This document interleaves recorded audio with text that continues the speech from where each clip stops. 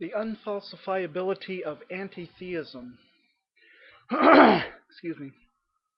Philosophy, logic, reason, evidence. These tools are supposed to change our minds about things. As a Christian, many things could, in principle, get me to change my mind and walk away from the faith. Produce the bodily remains of Jesus, and I would drop Christianity like that. Have a hard time snapping.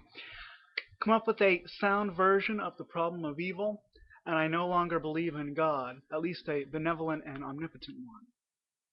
Back in the day, Antony Flew coined the phrase, the presumption of atheism. The idea was that prior to any encounter with good evidence for the existence of God, the default position was to accept the atheistic worldview. More recently, Flew himself has dropped atheism in favor of deism, that's with a D as in dog, deism. And it was on the basis of evidence from the fine-tuning of the world that he changed his mind. Too bad, however, that Flew has not gone all the way and accepted Christianity. I heard a debate between him, Flew, and Gary Habermas. The debate was over the resurrection of Jesus, or the lack thereof, was what Flew was defending. It was interesting that Flew couldn't refute the historical data Habermas appealed to, and he didn't even try. He said, quote, "Look, Gary, I can't come up with a better explanation to those facts of yours, but the resurrection is just such an unusual event, I just can't accept it," unquote. And that's a paraphrase, not a direct quote. Why, one wonders, is evidence for the existence of God acceptable to Mr. Flew, but evidence for his, that is for God's, raising his own son, not? The evidence for that the evidence for that latter concept is not acceptable to him. In any case, the presumption of atheism is, I suppose, related in some way or other to another principle, a principle which is very important in some strands of the philosophy of science.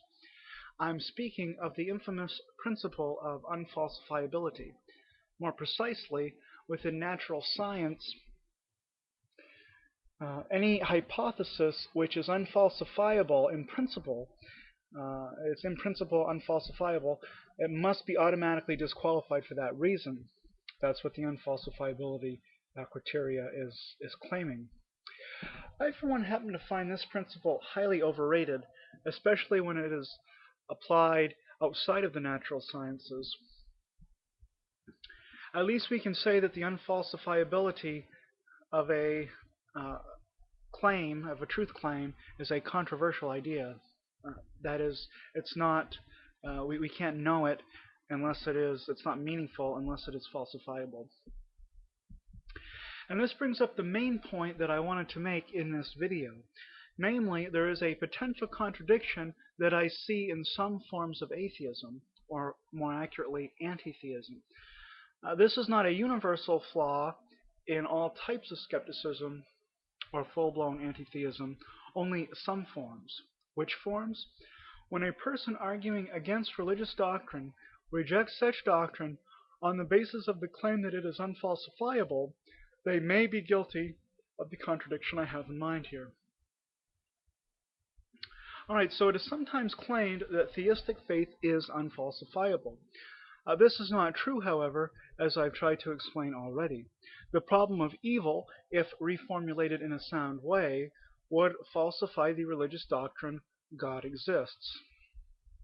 So the charge itself, theism is unfalsifiable, is incorrect.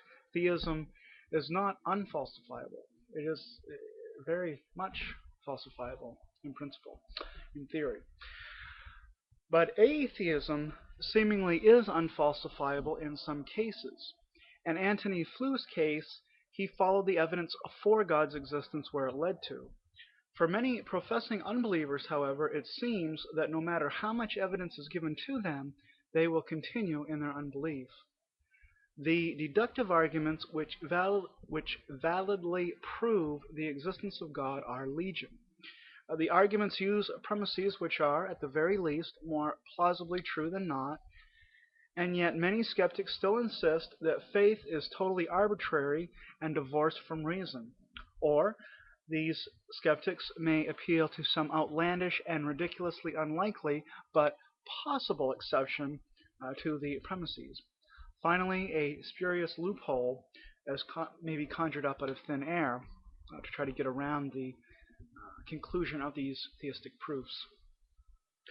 Lately on YouTube, there has been a lot of discussion about Bill Craig's version of Kalam.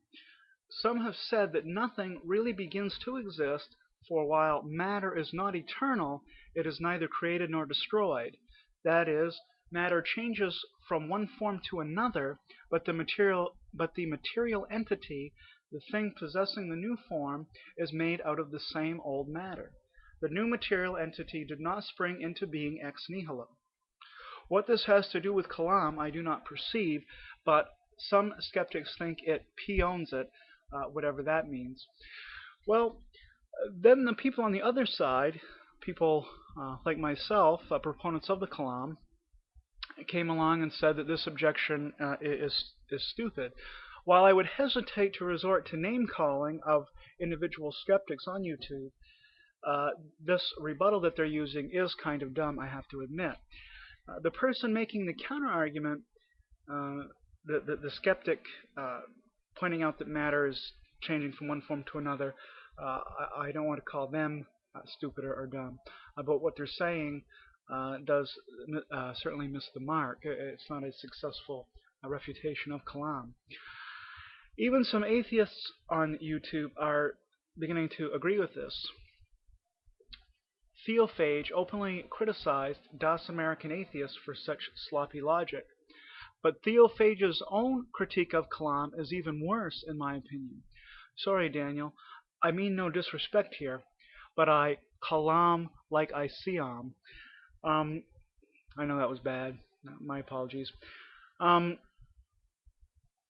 so what Theophage is saying is that, yes, the matter is changing form, but the form's new and so on, so things do kind of, in that sense, begin to exist.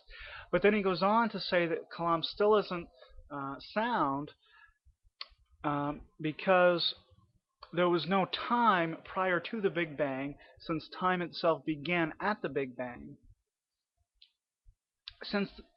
And therefore, there was no time when the universe did not exist.